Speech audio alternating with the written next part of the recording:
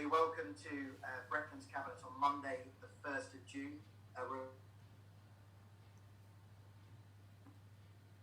I'll start again. Good morning, everybody. Welcome to Breckland's Cabinet on Monday, the 1st of June 2020. Sorry about our slight delay this morning. We were just waiting for the connectivity to be able to stream our meeting live.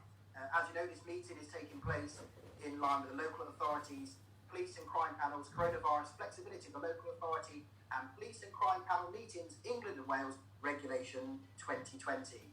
Hopefully you've all seen the statement from Democratic Services about today's meeting. So it's a cabinet meeting as always, and I will, as the chair, be accepting questions from members of the council. If throughout the meeting any member does have a question, please raise your hand and one of the Democratic Service officers, either Teresa or Julie, will let me know, and then I'll invite you in turn to come and ask your questions to myself or one of the cabinet members. Can I just ask that they're questions rather than statements, and they're on the items which are presented today. Also, can I ask that all members stay muted throughout and only unmute themselves when invited to speak, and then once you finish speaking, if you could mute yourself again.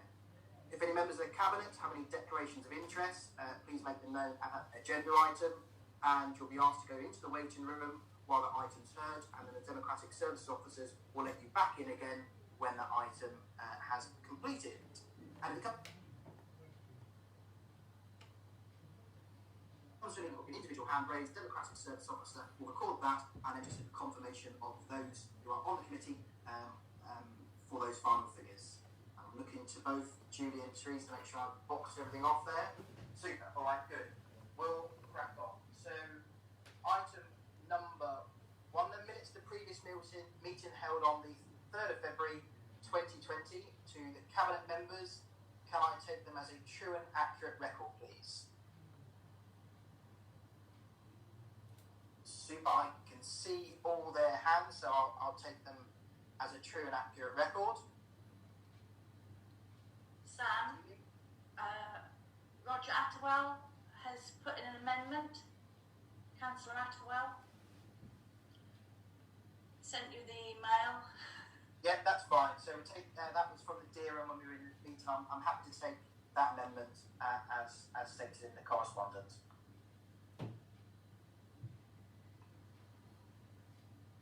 So we'll move on to the next item then, please, which is apologies for absence. I have none. Urgent business, I haven't got any. Item 4, declarations of interest, please.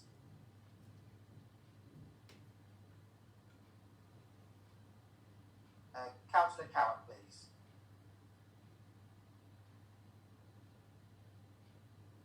Thank you, Chairman. I've just sent a note to the officers to reinforce my existing declaration as an architect in practice in Breckland in connection with the item on the local plan. Okay, thank you, Phil. Item 5, non-members wishing to address the meeting. I think this is the biggest turnout we've ever had for a cabinet meeting. We've got, I've counted over 36 members of council joining us today. I'm sure many of you are treating this like your dress rehearsal and seeing what foibles the cabinet pick up on today's meeting, so you don't make that mistake when you rock up to your meetings over the coming weeks and months. But it's fantastic to see you all, and thank you ever so much for embracing the technology. I know that we are in uncharted times, but it's really pleasing to see so many of you here today and some immensely interesting haircuts. So welcome to you and to your new hairstyles. So move on to item 7 then, which is the COVID cabinet update. Members will see the detail contained within the report in pages 11 to 21, and this is for note. But if I may, cabinet and members of the council, just draw out a couple of points within the report. This is a really high-level outline of the work which Brett has undertaken in responding to the threat posed by the outbreak of COVID-19, which began for the United Kingdom in early February 2020. It also sets out our ongoing work being undertaken to ensure that all possible steps are being undertaken to prepare the council and the district for the challenges over the coming weeks and months. And what a fantastic effort it has been by all members of staff and members of the council to keep our critical services running throughout the crisis while supporting those most vulnerable and businesses in new and innovative ways. Under the report, it talks about the Norfolk Resilience Forum. This is a practical board which is required by government in times of crisis and national emergency. So as such, we've not worked alone. We've been able to very much part of the Norfolk Resilience Forum, which is made up of all the blue light services, the military, and all local authorities across Norfolk. And we've worked alongside leaders and senior officers from other authorities and a wide range of partners to tackle this collectively. In relation to the critical services, we've maintained a full waste and recycling service, unlike a large number of other authorities across not just Norfolk, but across the country. And we've carried out and continued to collect our garden waste. Our ground maintenance services have been somewhat reduced, but we gear back up again as lockdown measures are relaxed over the coming days and weeks. We've housed all our sleepers in emergency accommodation, and that figure is about 90 individuals in temporary accommodation, larger numbers than we normally expect. But these people are now starting to be matched with void properties we've got within the district and provide long-term, sustainable, safe accommodation for those individuals. In relation to ARP, Anglia Revenue's partnership, we've dealt with unprecedented demand and have supported significant changes to business rates and council tax with the introduction of new grant schemes, delivering support not just for us, but 5 other councils within the east of England is no mean feat. We've supported over 4,000 individuals via the contact centre, which is now operating completely remotely from home since the rollout of the new system. Over 200 plan applications have been determined using the current systems and constitution in place, while hosting our first virtual planning committee in a couple of weeks to deal with those most significant and important applications we received from the district. Over 175 local businesses have been supported by our environment and health team, supplying those new takeaway services, which I hope many of you have been using to support local businesses.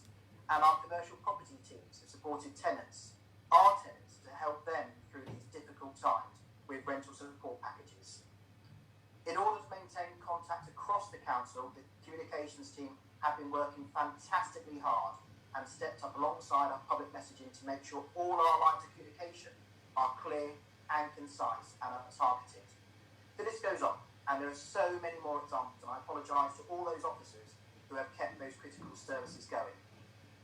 And we will continue to provide these during these really challenging times. So there is a really fantastic achievement. In relation to staffing, my top priority, and those of the senior officers, was to ensure at the start of this emergency, we protected lives. But we have to ensure those vulnerable members of staff in the community and members were doing that on our behalf and their behalf. We have to look after everybody. So I'm pleased to say that because of those decisions we took early on, we've been able to limit the direct impact of COVID-19 on our staff to only 1 individual. That's been a really important achievement, but in doing so, 85% of council staff have been able to work remotely from home.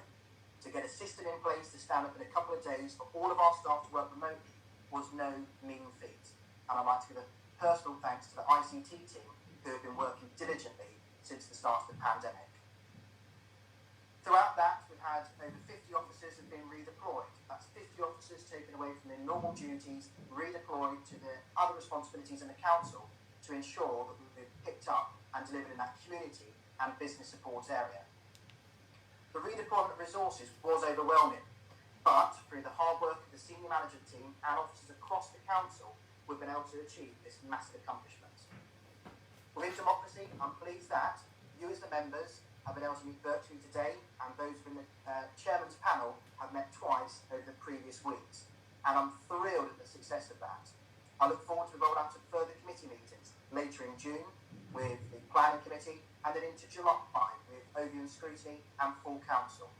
But I'd like to make this personal thanks to all the members of the council for your time, your patience and your support, not just the officers of the council, but all of your residents and businesses across your ward, the district and Norfolk.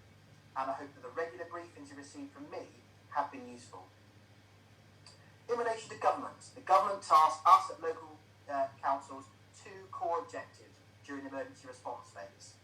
One was to support the most vulnerable and the shielded people in our communities, ensuring they had the food and medication they needed. The second part of that was to support businesses through the distribution of the business rate support grant. Both of these we've achieved. In relation to the economy, the Chancellor of the Exchequer announced a broad range of support for the whole economy.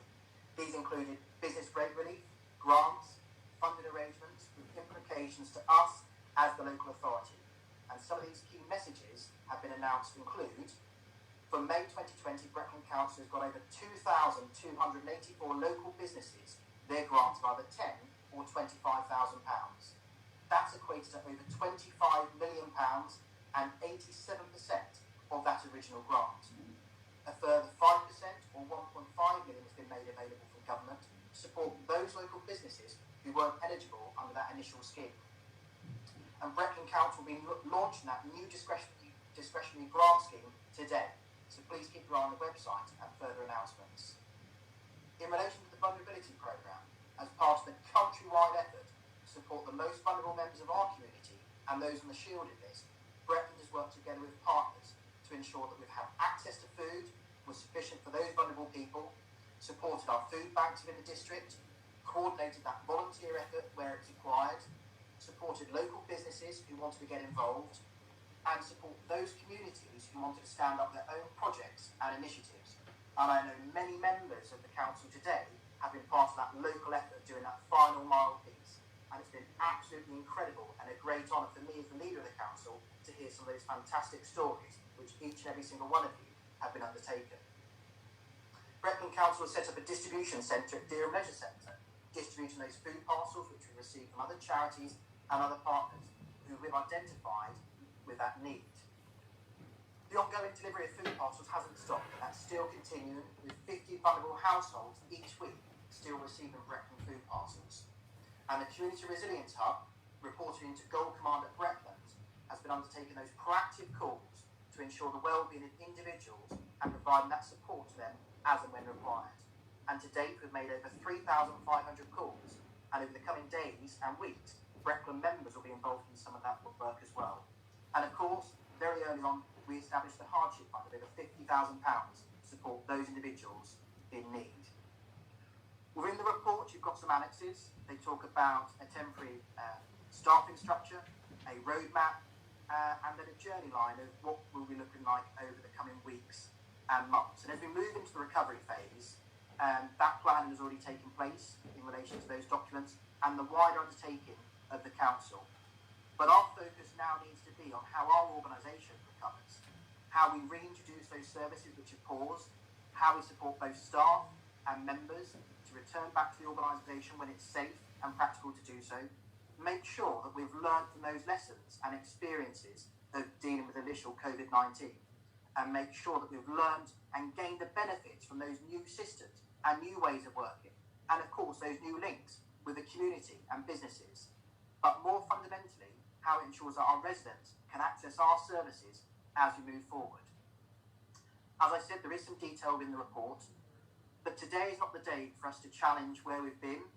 That will come over the coming weeks and months. Today is for us to acknowledge what we've done, the success, and to look forward to ensure we can stand back up our whole council service. As the government does signal to intent the lockdown, the unlock for some of our current restrictions on the individuals and businesses, over the coming weeks and months, the council is once again getting ready to pivot and work collaboratively with Broadland and South Norfolk Council to ensure that the economic operation of the district and South Norfolk continues under the heading Operation Beacon. The purpose of this plan is to give confidence to our businesses, employees and residents to ensure that we have a clean, safe and vibrant public spaces. And this is a whole council approach. And as I said earlier, how we did business previously may not be how we do business moving forward.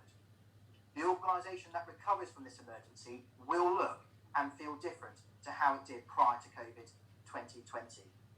And in conclusion, everybody, I would just like to again thank every single member of staff at Breckland Council for their professionalism, dedication throughout COVID-19, for all the members of the council for your patience, understanding and that phenomenal champion work you're doing on your local mile within your wards, the district and the county, and to every other volunteer and resident in Norfolk and Breckland who's gone out to support those in need and those businesses who have stood up to support those in need and those businesses who have felt safe to do so, who have continued to operate. Thank you very much, and I'm happy to take questions. So I've got a question from Paul Hewitt, please. Sam, thank you. You mentioned the distribution of grants.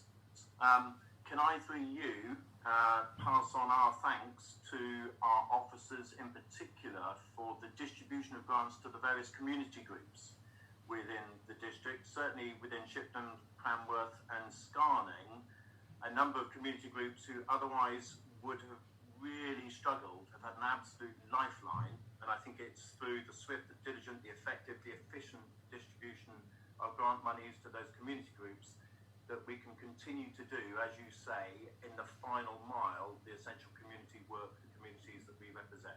Thank you so much. Absolutely, Paul. I completely echo that. And it was a very difficult time. We were reacting at pace to those grants with the guidance and legislation coming from government.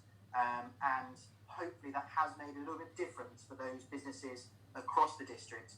And as I said earlier, today is another day we're launching the next phase of that tranche 2, that 1.5 million for those businesses who weren't eligible through tranche 1. And I would ask every business to engage with the district, regardless of your size, regardless of your turnover, regardless of how many people you employ.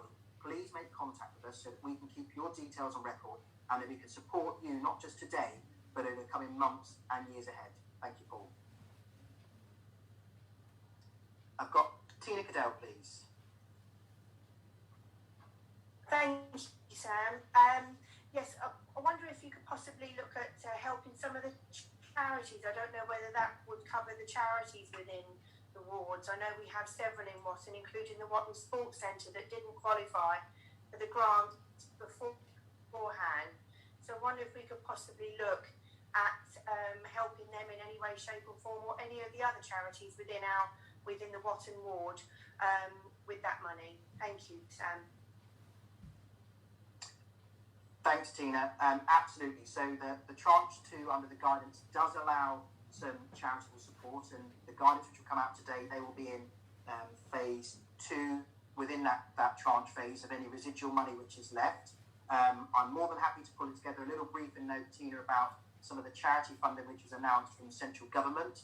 And I know that Sports England have also ring-fenced some money for sports clubs and charities which fall into that criteria. So I'm happy to share with members afterwards so they're aware of that wider funding piece which may be available. Thank you. I've got questions from Philip Morton and then Roger Attwell, please.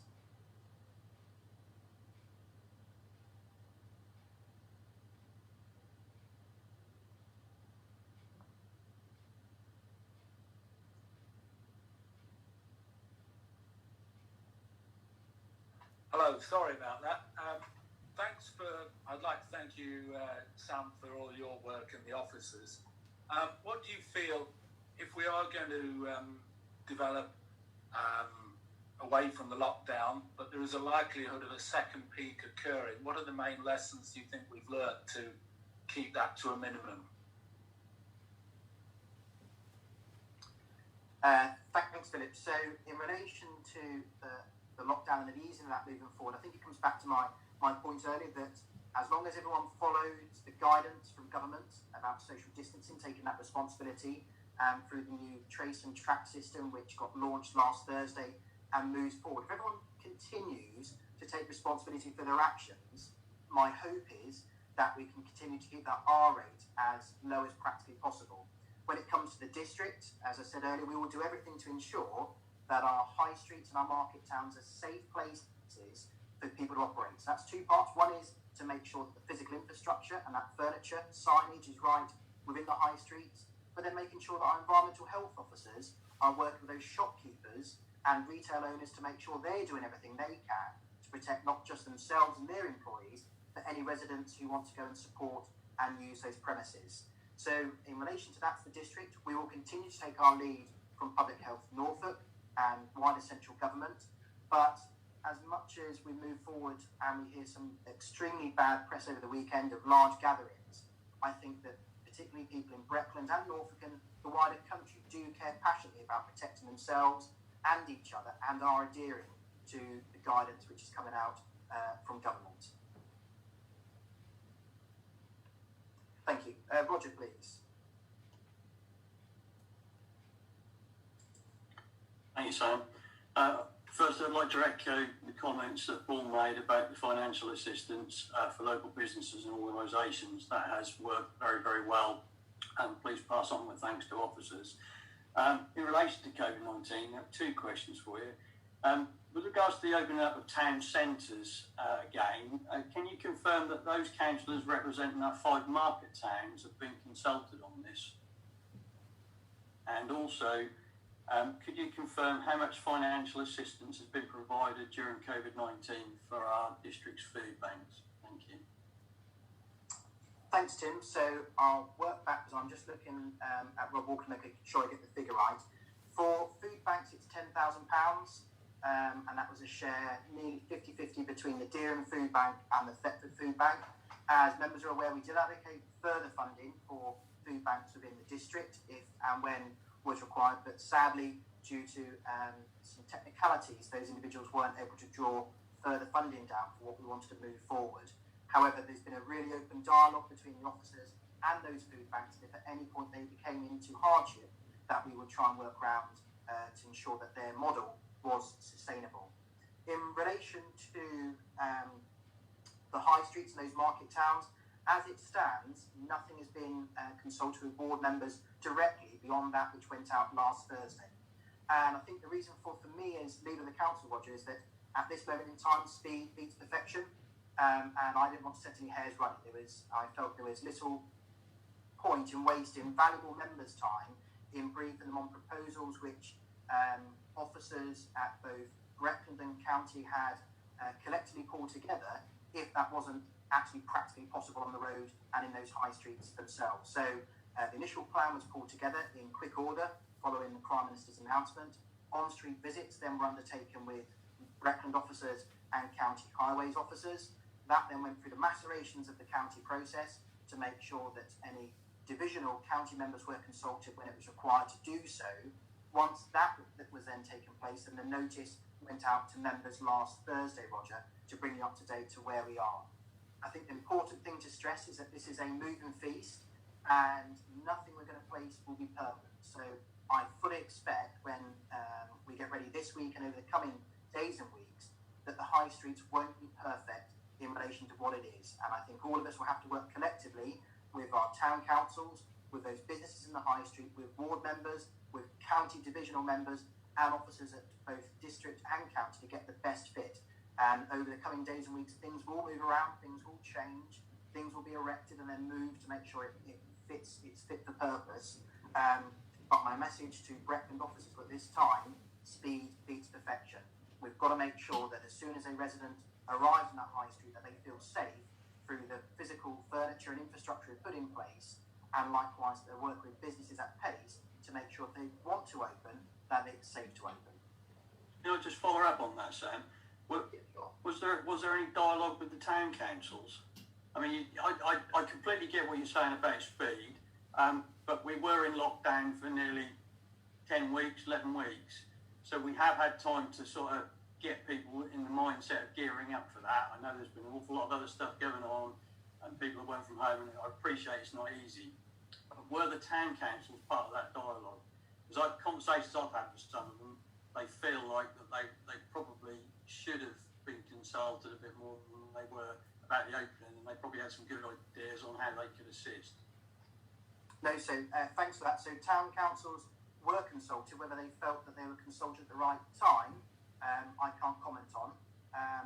But I think that it's in relation to the highways officers from county as well, that they probably felt a little bit bounced by the Prime Minister's announcements and some of the proposals we put forward in quick time and quick order. So lessons learned, that absolutely we could have probably done it more smoothly, but as it stands, I think the message is still the right thing. We've got to make sure that our high streets are safe places and spaces, and none of us ultimately should be too precious about at what order somebody was consulted in, as long as the final outcome is what is right, that our residents and our businesses at Breckland feel safe to operate and feel safe to visit. Thank you. Thank you. I've got Terry Jeremy, please, and then Tim Burt. Chairman, and good morning. Thank you for the report that was circulated. I share your praise and thanks for staff and members that have gone above and beyond over the last few months. I think it's important we all recognise that. I had a couple of questions, if I may, on the report. As you'll be aware, there's been a number of businesses across the district that, for whatever reason, just weren't able to access the business grants, the COVID grants. And I was really pleased to see in a report that actually 87% have been issued, which is a credit to the team that were working on them. Of the amount of money that's remaining, given the amount of time that's now passed and the effort that's gone into promoting it, at what point does that fund not become available? And at what point might that money be redeployed into the discretionary fund? Because the discretionary fund report acknowledges that that's going to be massively oversubscribed. And we've already spoke about the fact that that is a lifeline for organisations. So perhaps there's an opportunity there at some point to redeploy that funding. The other point around the grants is about, I was wondering if you could reassure people about how the council's minimising fraudulent claims and what opportunities there are to review payments that have gone out. Obviously, they went out very, very quickly, as was needed, but I think there's a sort of high risk of fraud in certain circumstances like that. So I just wondered if you could perhaps reassure us on that. And then lastly, on the hardship fund that you spoke about, I think you've given a verbal figure of £50,000. I didn't see that in the report. I just wondered if we could perhaps have a bit more detail about how that's been accessed. I think it's a really crucial lifeline for lots of organisations. But I've certainly been unclear as a member about how we access that. I have attempted to do that to support some particular residents, but I would like a bit more detail on that if we can, please. No, thanks, Terry. If I can work back the determination of the hardship fund, I will provide that post this meeting what the final spend is. The mechanics for that to be drawn down was for individuals to either contact the council direct or ward members to go to the community hub lead in each locality to raise concerns for a hardship welfare issue. To date, that money's been spent on certain white good provisions for an individual whose cooking appliance broke and they couldn't get a new one. Some of that has been provided for further food vouchers. So the variance of that hardship fund is vast. I think that, I just want to stress that we haven't spent all that money, and that doesn't necessarily mean that it's not needed, but I think it just goes to show that the wraparound from individual community groups which have been stood up, town and parish councils and other charity groups across the district has been fantastic. But the money is still there, and it has been ring-fenced, and that will sit there until a time when it's deemed that we need to just reallocate that money to other areas within the council. In relation to fraudulent claims, you'll have seen when I was releasing the figures on a weekly basis, I think it was the hare and the tortoise, really, Terry. We weren't the fastest out of the starting block. We were going at a continuous, steady state. And I think the prowess of all the officers involved to do that physical check on those individuals to make sure that fraudulent claims weren't coming forward caused for others to maybe feel it was a little bit slow. However, I think it's the right thing to do. And if you look at the final figure where we are today, 87% is a really impressive number. However, as we move forward to the recovery piece, absolutely there will be some work we have to do to make sure that all of those individuals who did receive grants were the individuals who should have received grants. And the guidance sets out some clear criteria if somebody has committed fraud, what the local authority needs to do. But if I'm honest, at this moment in time, due to the lack of resource of officers, that's not a priority for me, but will be over the coming weeks and months. In relation to the underspend from Tranche 1, obviously we only got 87% out of the door. We would have got a higher figure if some of those national chains had drawn down the money. However, they didn't due to possible state aid implications. And likewise, some businesses just didn't want to draw that money down. So of that residual 30% which is left, we are collectively, not just Brecon, but Norfolk, and via the DCN and the LGA, lobbying government to allow us to retain that money within the district and the county to support businesses moving forward. However, as it stands, government haven't made any clear position statement in what that 30% or any of that residual Tranche 1 money can be spent on. But the DCN and the LGA and us as an individual council are lobbying government to try and maintain that figure so it's not clawed back or redistributed to other areas across the local government family. Tim Burton, please. Thank you, Sam. I hope you'll join with me to thank the literally hundreds and hundreds and hundreds of Brecon residents who've stepped up to help neighbours and other members in their local community during this crisis. We should thank those who have done grocery shopping, those who fetched prescriptions, those who provided cash for people who don't have internet banking, and those who distributed food. There's a myriad of tasks which have happened in our community, and I think we should, highlight the fact that it's these communities which have worked so well, and thank those people. I'm slightly concerned. I'm looking in the documentation. There's a sort of a bit of a sycophantic self-congratulation in the poster on page 18, and it doesn't reflect that huge debt that we owe to our residents. I mean, yeah, the bins were collected, which is great, but please remember to say thank you to our refuse collectors. And on the business support side of things, yes, we've done okay, but the message which is coming out from that poster seems to be that it's Brecon Council handing out money, whereas in reality this is an implementation of a national policy. So overall, I think from what I'm seeing locally, our response has been somewhat mediocre from a Brecon perspective, and we're forgetting about those residents. There is one area in which we have badly fallen down. Now, Brecon Council has a reputation of being poor at scrutiny, and it looks like COVID-19 seems to have been an excuse to remove scrutiny altogether. I mean, even the monitoring officer said, at this time, it's not our priority to respond to complaints. So where has scrutiny gone?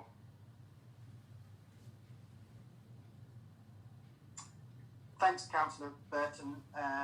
Thank you very much for your positive accolades to all the hard-working members of the council, who many, in relation to the waste services, have been putting their lives at risk. And I hope that through the positive media campaign we've been running, that we have praised our waste contractors for the work they've been doing. And actually, they, as individuals, have been immensely humbled by the praise and support of all the residents across the district. And I hope that my opening remarks were clear. It wasn't just about Brecon officers and Brecon members. I did praise the work of volunteers, and I don't mean those who have officially volunteered. I mean anybody who has gone out of their door to help somebody on a street or their neighbour do their grocery shopping, or that cash support, as you mentioned. So I don't think it's us sat here patting ourselves on the back. I think that my opening remarks were heartfelt, and the residents I've spoken to are absolutely behind what everybody has done, not just across the district, but across the country as a whole.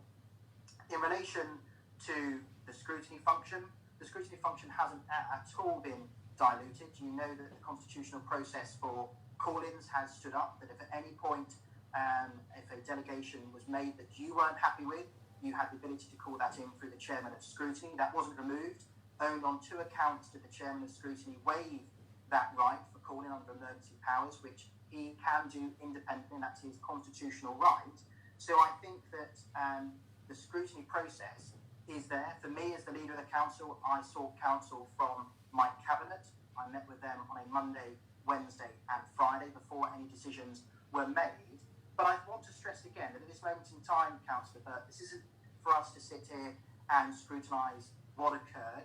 That will come over the coming weeks and months as we move forward. Today is for us to set a very clear scene of where we've been and what the future looks like when we step up to the recovery, and what our continued priorities are going to be.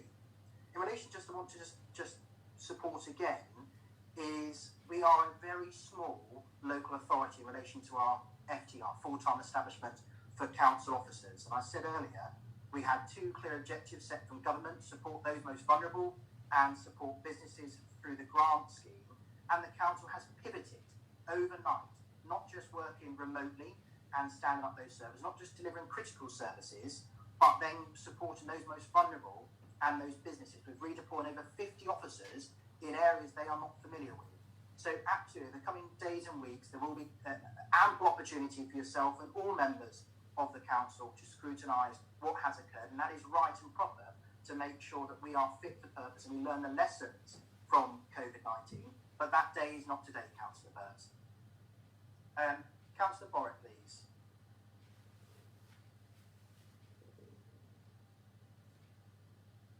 Thank you, Peter. I just like to congratulate everybody on the way that the meeting today has worked very well. So thank you for that, and the team who put it together, because it is new territory for everyone. I just wanted to comment really on, I think Councillor Burt, I'm quite unhappy with his tone. I think he's missed the point about what's been achieved here. He quotes that Breckland's response, in his opinion, are mediocre, and that the paper is, to quote him, sycophantic. And I think that strikes absolutely the wrong tone, given the huge amount of hard work that the officers and the residents of Breckland put together in this emergency to actually deliver an incredible service and incredible change in really, really very difficult times. And I think the very fact that we managed to get most of the staff working remotely when that's not something that they've done, we haven't had the IT know how to do it in the past. Everybody, I think, has given 110%, and I've been really impressed with the response that Breckland has managed. So to that end, I would like to thank you and all of the staff and everybody who's helped the council do what it's been able to do. But I think a huge amount has been achieved. Thanks very much indeed.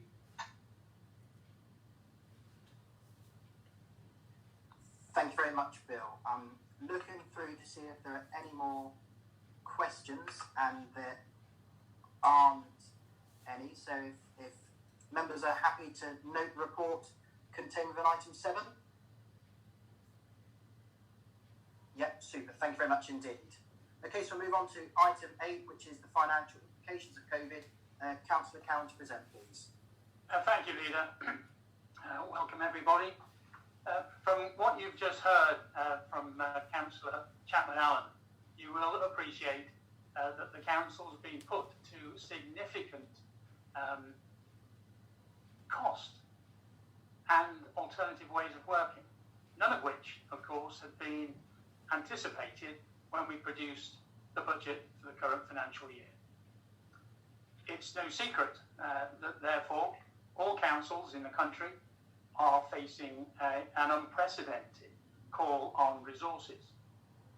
So the report that you have in front of you asks you to note the financial implications of the pandemic going forward. And in that piece on page item 1.1, you'll see that this is an assessment at a moment in time.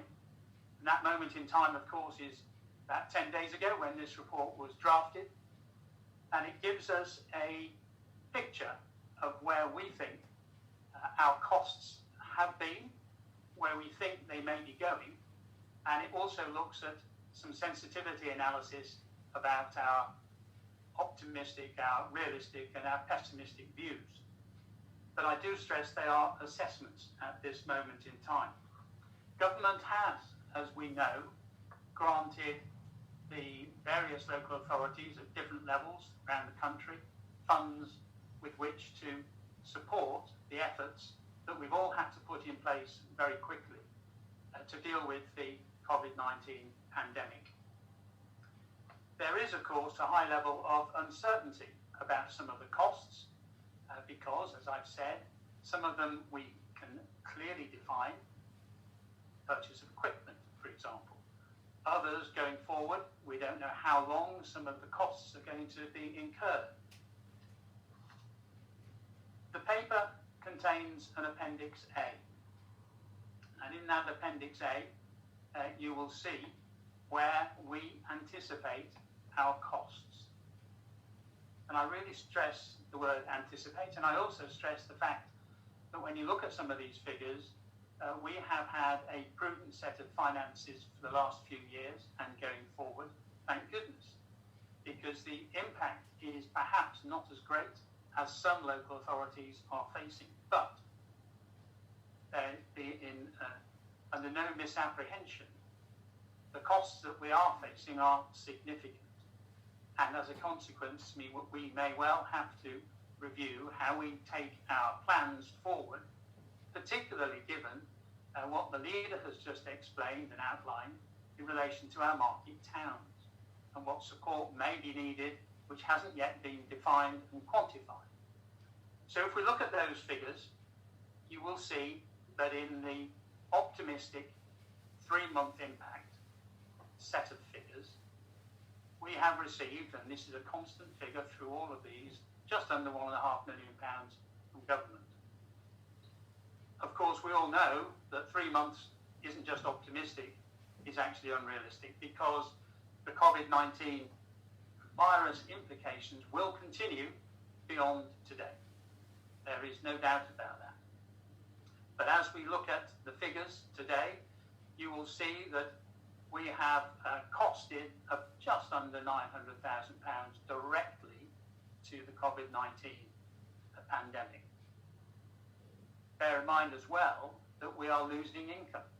We're losing income from various sources, from planning incomes down to rental income and others.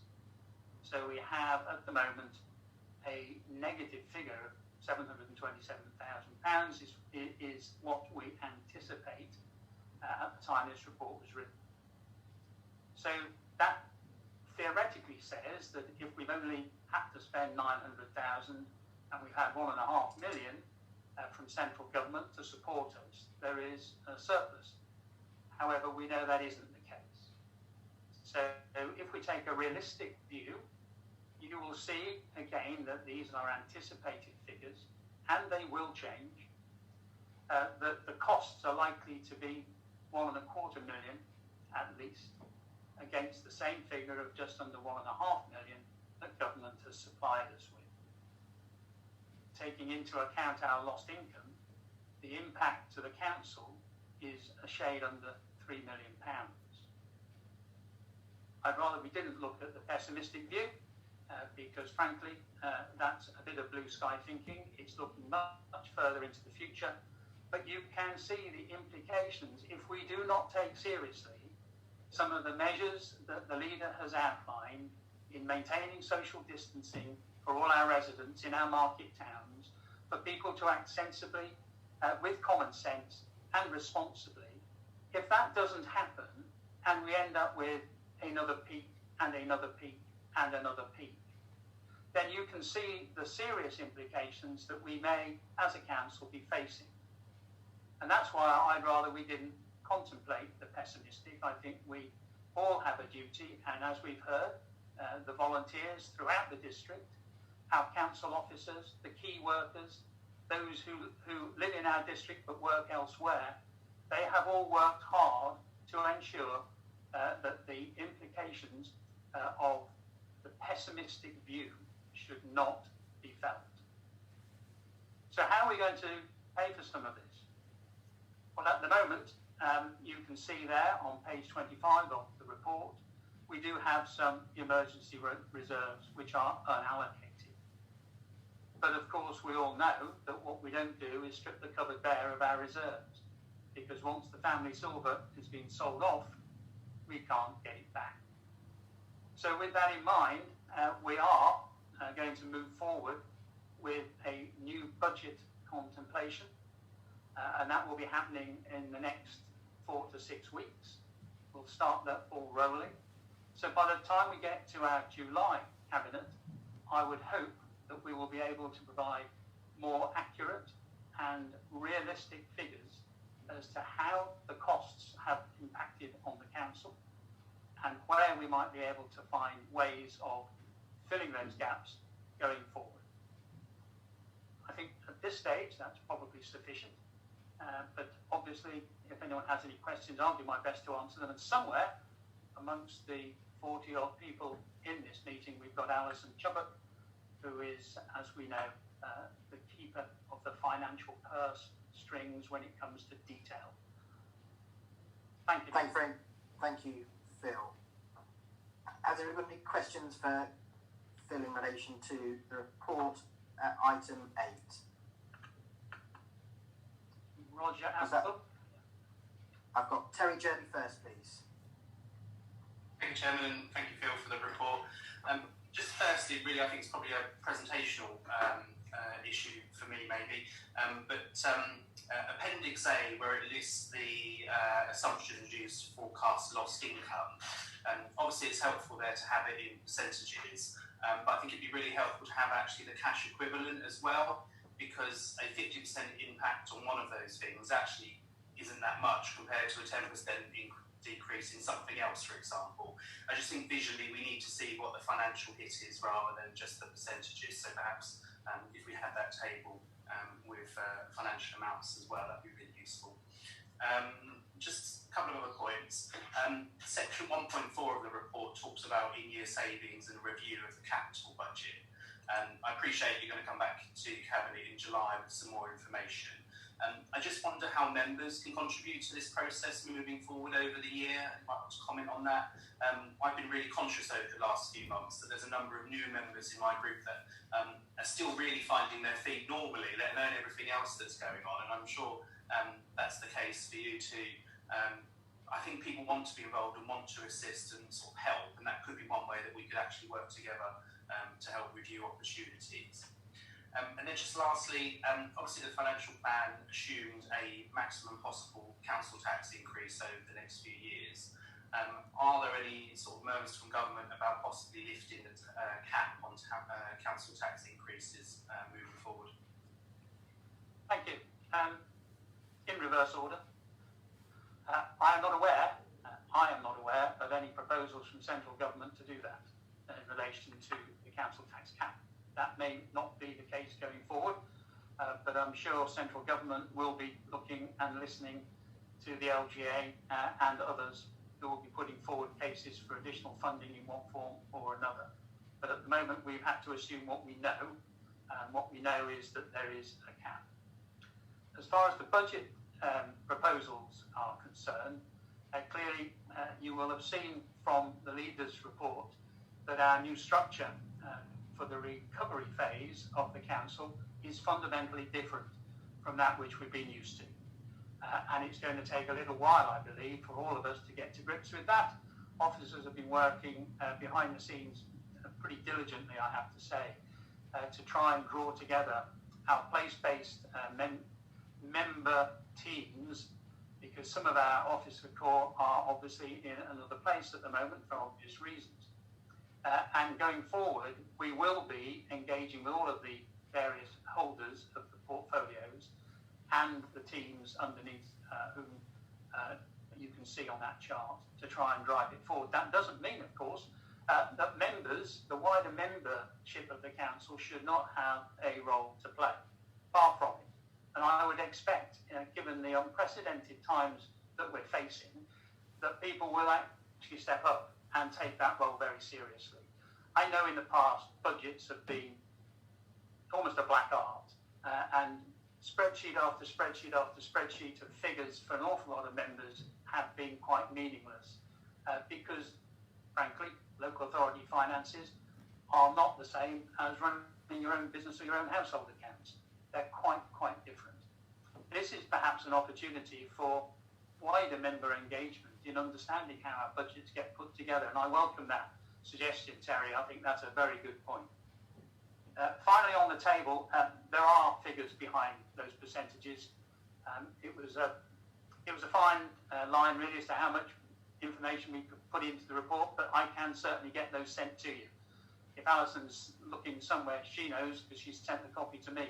Because I asked the same question: how did she arrive at that figure of 1.3 million or thereabouts? So we have got those figures. There's no secret. There's no magic to it at all. They are what they are, and you're more than welcome to have them.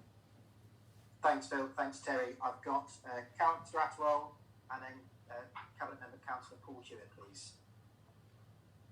Thank you. I've got 3 quick questions for you, Phil. With regard to this financial hit, I know that with the WorkSmart 2020, we were looking at a significant cash outlay to refurbish Elizabeth House and kind of make it fit for the 21st century, really. Now that I think people's work practices may change. I think lots of businesses I speak to are waking up to the fact that their employees work equally as well from home, and with technology that's quite easy to communicate with them. Do we need to pause that project at the moment to take account of that and perhaps do another review?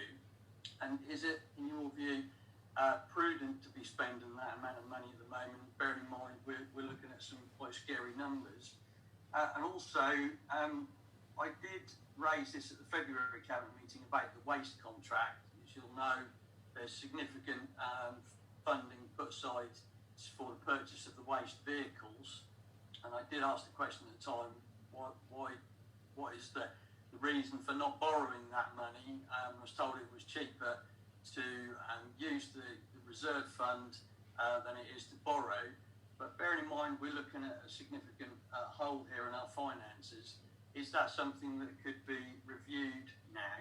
And finally, is there any murmurings from government that there might be some more funding coming available from them to assist us? Thank you. Thank you very much, Roger. As to further funding from government, I think you probably know as much as I do, and the rest of us. Government have already funded us 1.6, not us as a council, but councils, significant sums of money. And not all of that money has been drawn down yet by the councils. And I think it will, and as you can see, when you look at our first figure, there at the moment, our best estimate, given the 3-month optimistic figure, shows that of the 1.5 million, just under 900,000 has been directly attributable to COVID-19. But as I've said, we know that's going to increase going forward, and other councils will probably find the same. Whether or not we're able to plug the gap with further pleas to central government, only they can tell us. I know the LGA are working very hard, and our leader sits on the Norfolk Leaders panel, and they also are lobbying for government to think a little bit more realistically about how local government as a whole is actually going to forward fund some of these losses.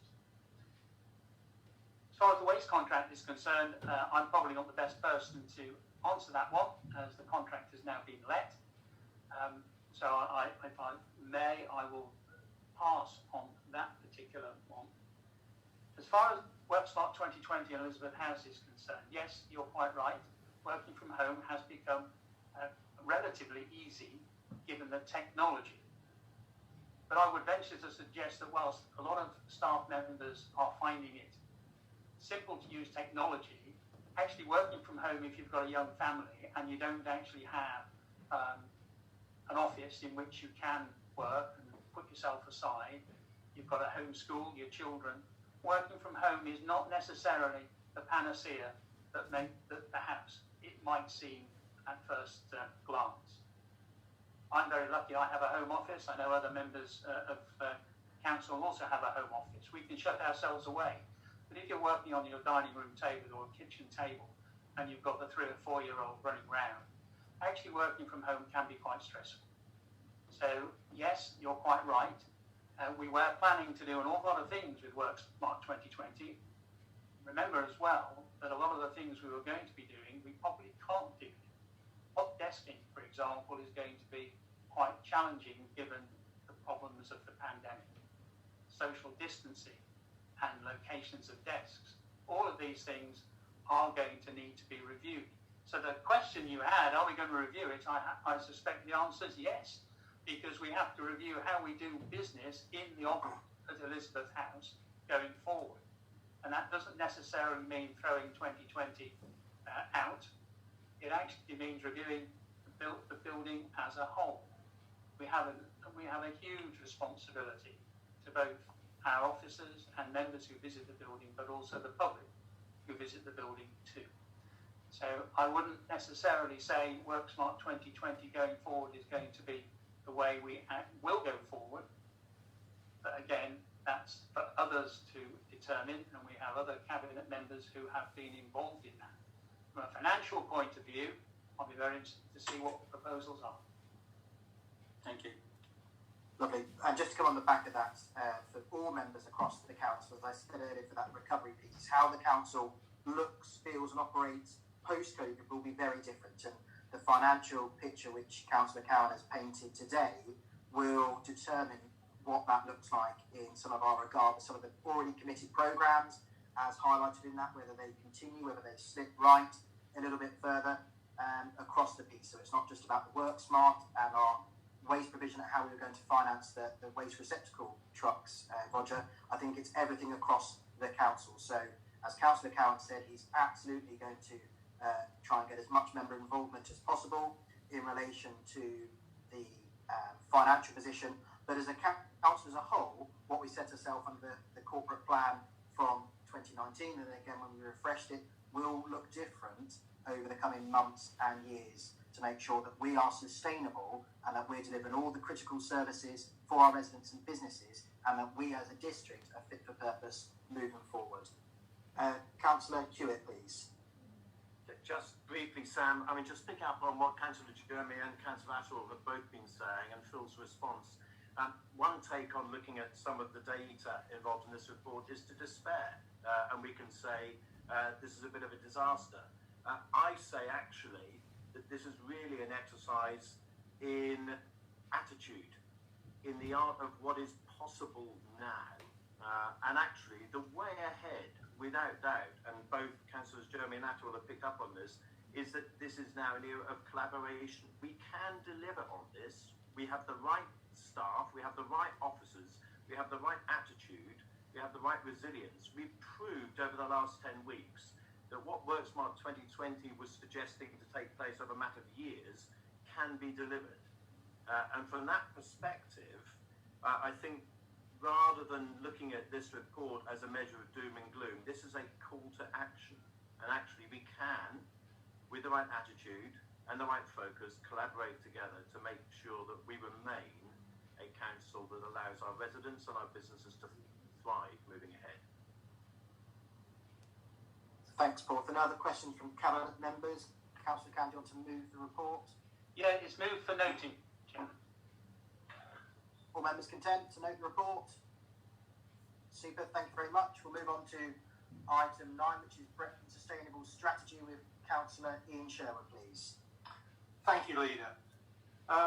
Obviously, due to the outbreak of the coronavirus and subsequent emerging activities, work has had to be paused since March.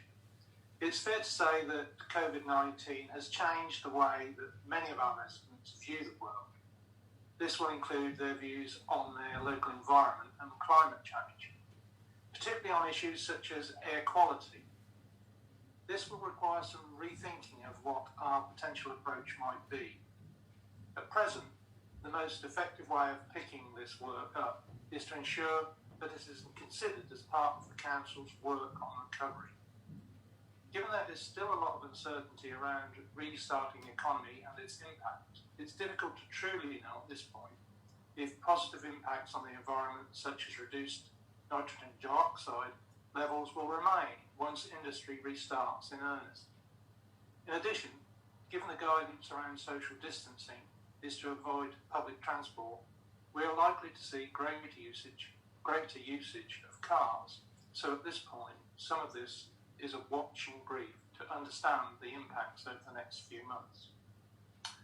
Across the county, as part of the work looking at recovery, which the Council is part of the environmental and climate change, is being factorised into the development recovery actions. We are actively feeding into this.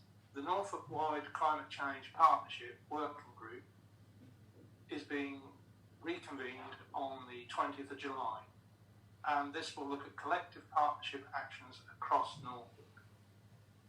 On the 15th of June, we have a climate change postgraduate intern starting a placement with us until the end of August. You may remember this is a young man who was with us at the start of our looking into climate strategy and our initial thinking. He will add some extra resource around this agenda and will help us with restarting the process of looking at what our strategy should look like and the beginning to understand where residents' expectations have moved to. Thank you, Leader. Thanks, Ian. So, any questions from colleagues? Looking across, okay, I've got no questions from Cabinet members. So, Councillor Morton, please.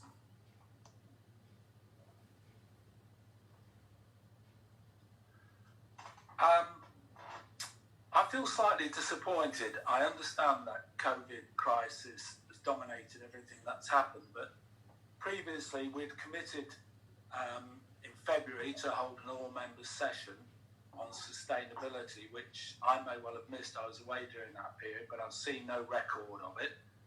Equally, the minutes also called for consultation with key stakeholders and the public during March. I guess that may have been pulled because of COVID.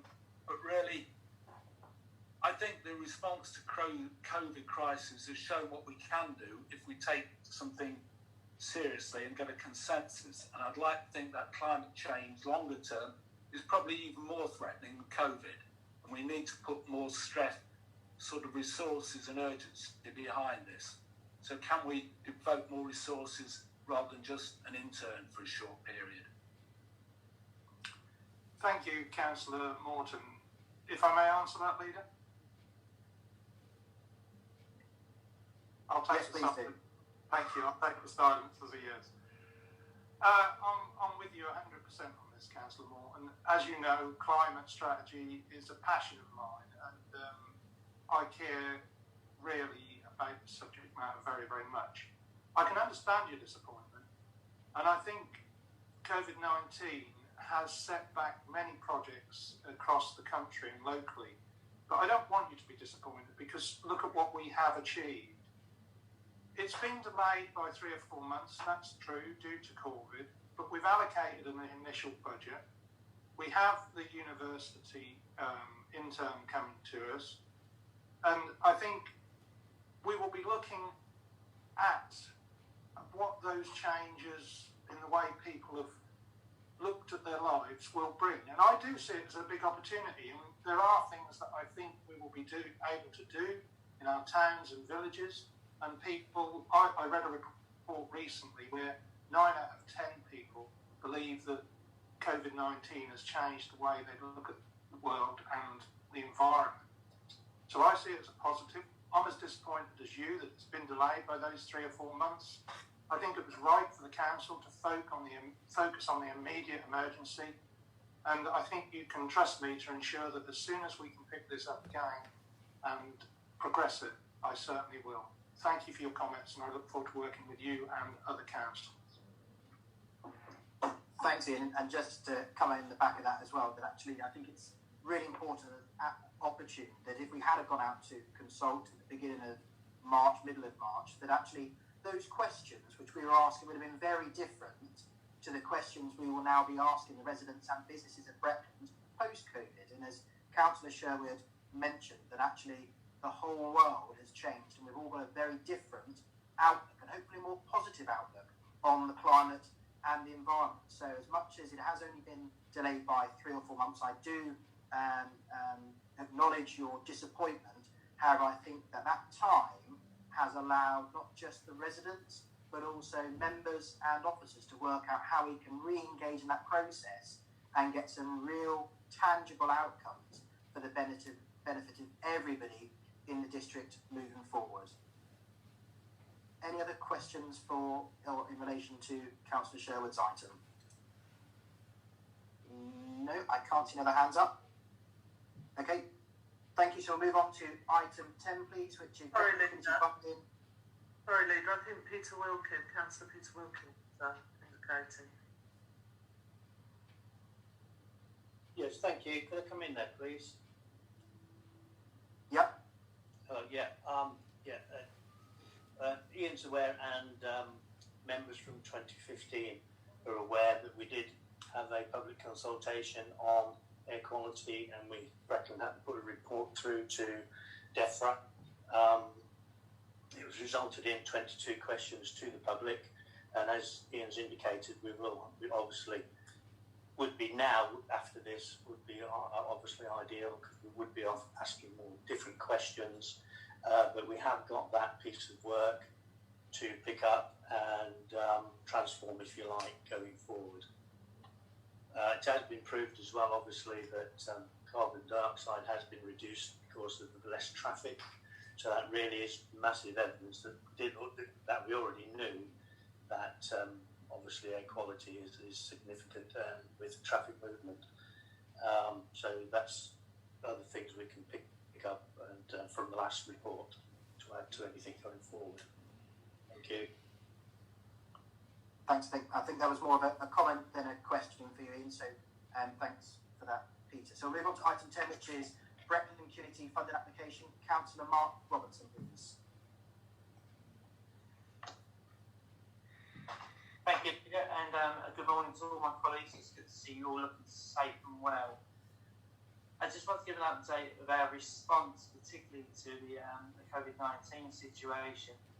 And at the end of March, as we went into lockdown, the council worked as part of a county-wide partnership to establish the community hub. The hub sought to make sure vulnerable residents in the district had access to essential supplies such as food and medicine, and was operational within a week. Over 50 of our staff were redeployed in their usual roles across the council to ensure those that needed help were supported with welfare calls. We worked in close partnership with community groups and local businesses that have begun to mobilise in response to the growing pandemic. As part of the council's existing programme to support vulnerable residents, some partners repurposed to ensure they could continue to offer support. A good example is the DAISY programme, which is funded by us to support victims of domestic abuse, and they quickly moved to offer online counselling as well as continuing therapeutic singing groups which were held using Zoom. Another example is TripStart, who have adapted by delivering essential prescriptions from pharmacies to residents. Many of our local businesses have also donated food for online distribution, and this includes Norwich City Football Club, who have provided nearly 200 food parcels. And as a leader mentioned earlier, a decision was already taken to allocate £10,000 to the food banks to help support the same. This has been one of the greatest collective efforts the district has seen. Every Brecon resident was sent a letter to explain how to access support if they needed it. We have provided 7 days a week support for almost 8 weeks to those that need our help. Over 500 prescriptions and 500 food packages that have been delivered, equating to approximately 8,000 meals. And again, as the leader mentioned earlier, over 3,000 calls have been made to vulnerable Brecon residents. These figures are just those that have gone through our community hub. Many rural residents have been helped directly by food banks and community groups.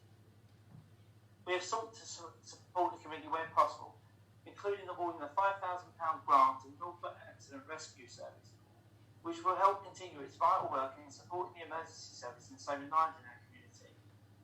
The Durham-based charity, now celebrating its 50th year, is currently experiencing a dramatic increase in demand for services, which is provided by a group of highly trained volunteers and advanced clinicians. This is an absolutely crucial time for them to receive this grant, as all their traditional fundraising channels have been cut off almost instantaneously due to the pandemic. We are now starting to plan for the future and see how we can continue to support our vulnerable residents. A decision taken by Cabinet prior to this pandemic saw us prioritise a vulnerability programme.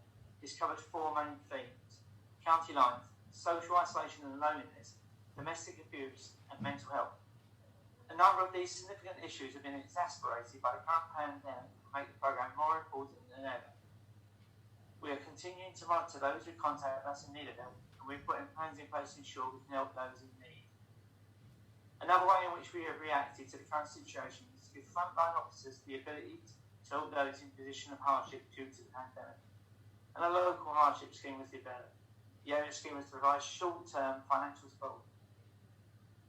The scheme has an allocation of £50,000 and to support assistance with emergency food provision, with awards up to £50 and also an award up to £300 to support households that require, for example, an essential piece of household equipment or an emergency repair. and due to the COVID-19 financially constrained. To date, 20 cases have been identified by officers through the Community Support Hub as needing assistance, all of which have been approved. 16 of these were for emergency food, 4 for essential household items. We are reviewing how we can build on the partnerships arrangements with other organisations, see how we can better understand vulnerability and work together to address it. Prior to the pandemic, we provided funding to 66 community groups to celebrate the 75th anniversary of VE Day. The current situation prohibited many proceeding with their planned celebrations, and at this stage it is still intended for community groups to retain this funding, which may still be able to use for the anniversary of VJ Day, which falls on the 15th of August. Back in February, Council approved a Cabinet recommendation to allocate £250,000 per annum from the Inclusive Growth Reserve to the Market Town Initiative. This will be allocated equally, with £50,000 funding being ring-fenced each year for each of our 5 towns. A decision on spending will be done in consultation with a forum of local district councils twice yearly. And finally, to finish, Leader, I would just like to offer my warmest thank you to the community groups supporting, the business that have adapted, and to our staff who all have magnificently responded to the COVID-19 situation. Thank you very much, Mark. Any questions from Cabinet colleagues? Obviously, it's a standard item for us on our agenda. No? Okay, thank you. We'll move on to item 11, which is the local plan update and direction. Councillor Paul Clowes to present, please. Thank you, Chairman. Just a first reminder that the local plan working group is a non-decision making body, which you will see within the minutes, was the first thing that reminded everybody. What you see here is the details following that meeting on the virtual meeting on the 14th of May, and the detail pack that goes with it. So I have no intention of taking you through all of the detail in that, but I will just try and keep myself to the salient points, if I might. First off, we were obliged, because of what the inspector said when we had our local plan. He said we must undertake an immediate partial review of the plan, and he highlighted 4 specific areas. Part of the debate, as you will see within there, is very much echoing what Councillor Sherwood was saying, that things have moved on. We have declared a climate emergency. There is so many other things that we feel we need to look at within the plan moving forward. And this was the common view of all of the members. One thing that you will see from the minutes and that was put forward was that Councillor Martin suggested that we might be able to have a hybrid method, because that would have enabled us to beat the conditions of the plan, those conditions by 2020 and 2022, beg your pardon.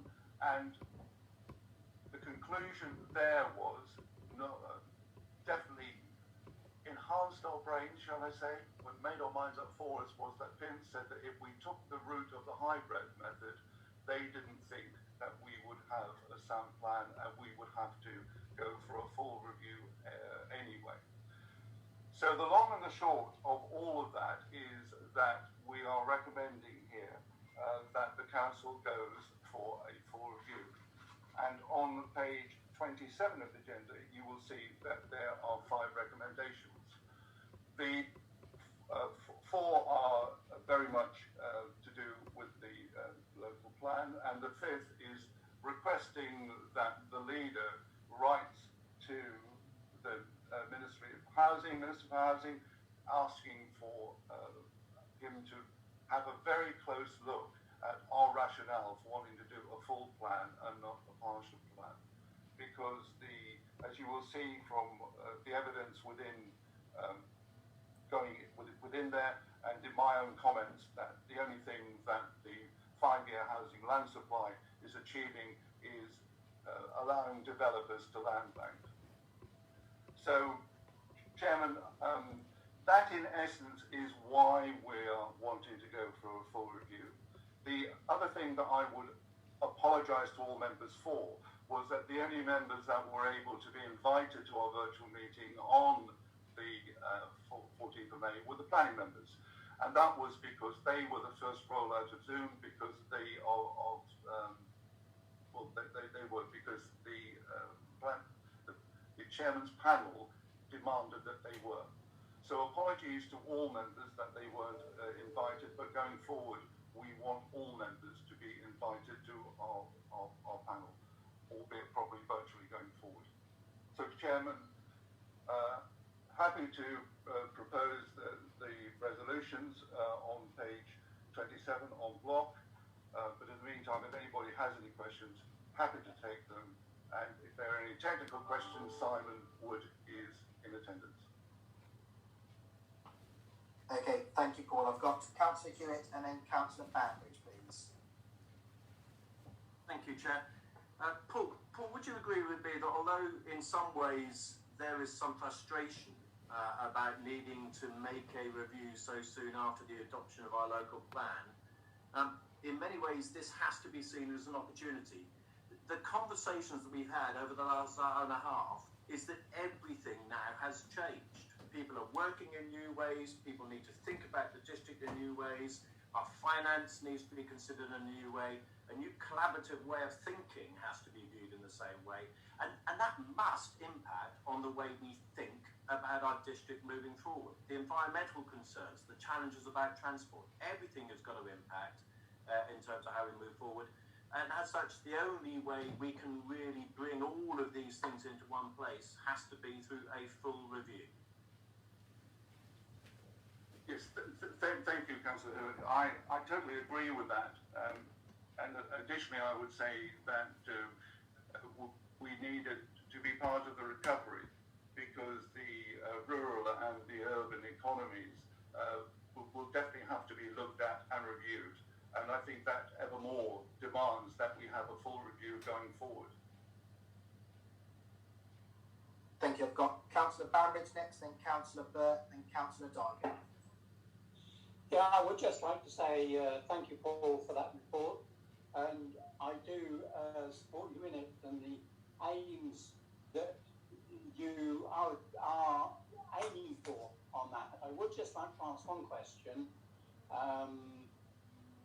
Do you know at this stage how long the review is likely to take? Are we looking at another 5 to 7 years, or is it likely to take less than that? Thank you, Councillor Banbridge. Luckily for me, if you refer to page 48, there is in fact a timetable showing how the review will be taken forward. So I will refer you to that.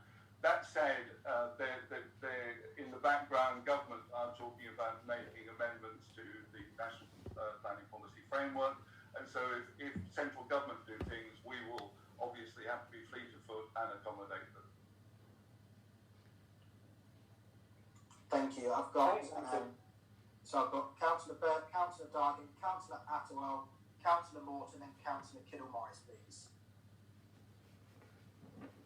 Thank you, Chairman. I've got two questions, if I may. Paul, you've already mentioned the climate emergency, but interestingly, the term didn't come up anywhere in the meeting notes. And I think what you've highlighted is the fact that Ian Sherwood really does need to get on and get the climate emergency things going because they are feeding into the local plan working group. So it's disappointing that these two parts actually haven't yet tied together, and we really do need to pull our finger out. Now, the Future Homes Standard is due to come out in less than 5 years, and that will require a dynamic change to house building. Are the members of the local plan working group aware of this change and how it might impact on the policies, bearing in mind that you are talking about now completing this review at the time when the Future Homes Standard will come out? My second question,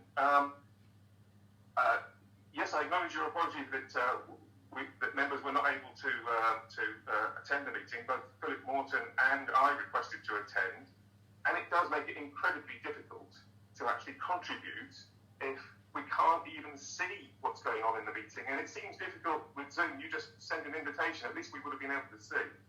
Now, considering how badly the local plan was received by the inspector and the review requirements, it seems clear that there needs to be a far better approach, perhaps a more inclusive approach. It begs a question. Please could you explain the selection criteria for the members of the local plan working group and the skills that each of those members brings to the forum? Thank you. Thank you very much. So again, the local plan working group, the membership thereon, I haven't got their, I certainly haven't got their credentials to give you. But I can ask them individually if you like. So the working group itself was brought together at a time when Gordon was still in charge and I sat in with him. So the criteria is simple, that we asked for volunteers and volunteers came forward, they were selected. The subset this time is not a subset of Cabinet, as you will see, but there are members, various members. Whether that answers your question, I know not, but the inclusive way that we're trying to go forward by letting questions come forward at our meetings is very different to the way it happened last time anyway. So it will be more inclusive. There is a determination to make this plan, and that's coming forward from Simon Wood, from myself, from the leader, and every other Cabinet member, that we want the plan at this time to be as you describe it going forward. A lot of the questions that you're asking going forward, do we know about the 2020? Have we been briefed on it and all the rest of it? No, because the first thing that we had to do was to decide, are we having a partial review or are we having a full review? And that was going to be our recommendation. So that's one step at a time, and we are being briefed on matters, as you will see, going forward. And we are being told that there will be an impact. Have we been fully briefed on those yet? No, because that isn't where we need to be at this moment in time. Thank you, Paul. Councillor Diver, please. Thank you, Leader. Actually, Paul Huyett covered most of my points, but one point I think we'll have to be looking at with the new local plan is actually what we're doing now. We're having meetings from our own homes, and if not more people nationally going to be working at home, we're going to have to think actually of different design standards for homes, because if people are going to be working from homes permanently, people are going to need separate offices, because as people pointed out, you can't really work properly in a normal home if you don't have a separate office. So I think issues like that are going to be affected by COVID-19. So actually, I think doing the longer review and more comprehensive will allow us to have the time, and also the capability of actually exploring these possibilities. Thank you. Totally agree. We will have to explore all the opportunities. I think COVID will force us to look at things differently anyway. There's no question about that. What I believe we do need to do is to have the flexibility to include all of those areas. Hence, I go back to what we're talking about here, which is purely a recommendation from the working group that Cabinet adopts a full review. That's the stage we're at. We're not at any stage beyond that at the moment. Okay, so I've got Councillor Atwell, Councillor Morton, Councillor Kittle-Morris, Councillor Wilkinson, Councillor Martin, and then we'll move on to the Cabinet vote, please. So Councillor Atwell. Thank you, Leader. Paul, got a few questions if I may. What actually is a full review going to cost us against the cost of carrying out a partial review? Do we know what those figures are? What additional resources do we know that will need to be allocated to each of those options, and where will they come from? The other thing is, I think I'm right looking at this timetable that around October time you're going to do another call for sites. Would that be correct? I think a lot of local communities will be very alarmed by this because they thought that that was already set in stone with the local plan that we've got at the present time. We're now going to go back to local communities and ask them for further calls for sites. I'd rather think that the credibility of our local plan will be held below the waterline. And finally, I know that you said about the membership of the local plan working group. You said that you asked for volunteers. That must have been you asked for volunteers in a Conservative group meeting, because you certainly haven't asked any of the opposition member councillors. Probably some of them that do have some experience on planning matters. So that I find a little bit disturbing about how that membership was put together. I know that it is a completely Conservative membership. We don't have that on the planning committee, and I'd like to hear your comments on that. Thank you. Well, the first comment is that with the numbers the way they are, we are a balanced group going forward. So that's the way it is. As far as all of the other detailed questions going forward, I haven't got the figures to hand. What we do know is that we would have had to have done a full review in a not dissimilar timescale anyway. The work that we would have had to have done to do the partial review will be incorporated in the full review. So I haven't got the separate figures, but the feeling of the officers, seniors and directors is that this will be the most economical way going forward. Can I come back on that? No, we're going to move on. Thank you, Councillor Attewell. I've got Councillor Morton, please. Thank you, Leader. My concern is really around the government is clearly, with its document planning for the future, planning some serious changes to the system.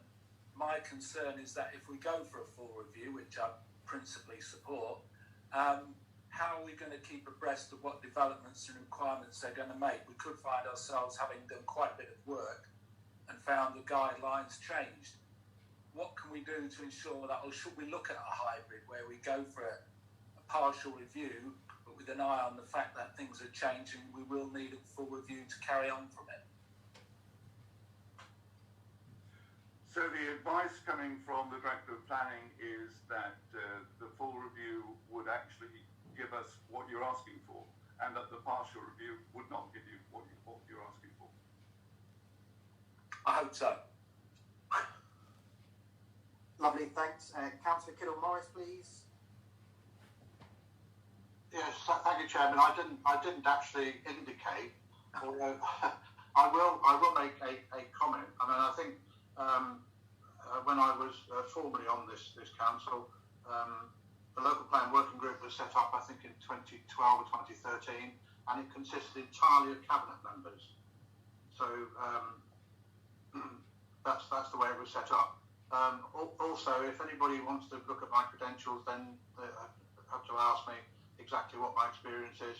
I think Councillor Clausen knows very well. I think we've attended some training together at Warwick University on planning, and I've done certainly 3 courses there. So there is a bit of experience. I think Paul has been experienced as well. Any comment? Okay, thank you very much. Councillor Wilkinson, please. Yeah, thank you, Leader. Just to confirm one of Councillor Burke's questions, the Chairman, Councillor Clausen, and the panel to take into consideration the climate change and what would happen. And I did make a statement saying that the COVID-19 crisis was a big problem for the whole country, not just for local councils. And the government's white paper, which was due out on planning in September, will obviously have to be revised, and that will dictate certain extent how we move forward anyway. The cost between full review and the partial one is it's not minimal at all. I think the costings, what we've been told, would be the same because of the subjects that has to be covered. And obviously, reviewing after COVID-19, that will evidence that we do go through full review. Thank you. Thank you. Councillor Martin, please. Thank you, Jim. Just a couple of quick points, if I may, to bring out before you have your vote. The point about the local development scheme and the period of time that this is looking to take, it is worth noting, and it's an important point for the proposed letter to go to the Ministry of Housing, that the partial review was had to be undertaken and completed by November 2022. The full review, if it's going to comply with the 5 years requirement to get everything done, including examination, and the LDS timetable, which you will be voting on in a moment, identifies that the full plan review will be submitted by November 2023. So there is only an additional year to achieve the full review with everything that we've been talking about that we're wishing to see. So that both the INF 03 and the 5-year requirement need to be elements, I would suggest, of the letter going to the Ministry of Housing. The other point is that the white paper that came out in March, Planning for the Future, is mentioned in the report, but officers, and it's recorded in the minutes, the officers did confirm to us their view that even if we don't submit under INF 03, the council will still be deemed to be compliant with requirements in Planning for the Future, that we will have an up-to-date local plan in place in December 2023, and that's an important reassurance that the Cabinet should be aware of. Thank you. Thank you. Paul, do you want to come back on Councillor Martin's comments? No, just to thank him, and that probably reassures other members of the skills on the panel. Thank you, Ian. Okay, thanks very much. So, Cabinet members have had the presentation from Councillor Clausen. The recommendations within the Cabinet are going to be taken on block. Paul, you happy to move the recommendations? Happy to move them, Chairman. All those in favour?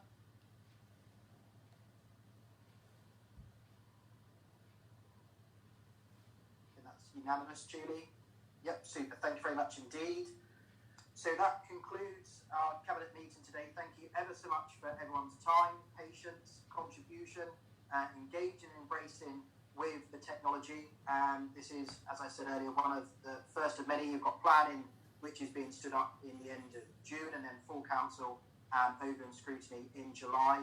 If at any point members have any concerns about IT requirements or training, please do contact the Democratic Services team, who will happily give you that support. Please stay safe. Please do continue to engage with myself and officers at the council. If there are any issues or concerns we can help with, please do let us know. The date of the next meeting under item 12 is yet to be confirmed, but will take place in July of this year. And I now formally close the Cabinet meeting on the 1st of June. Thank you very much.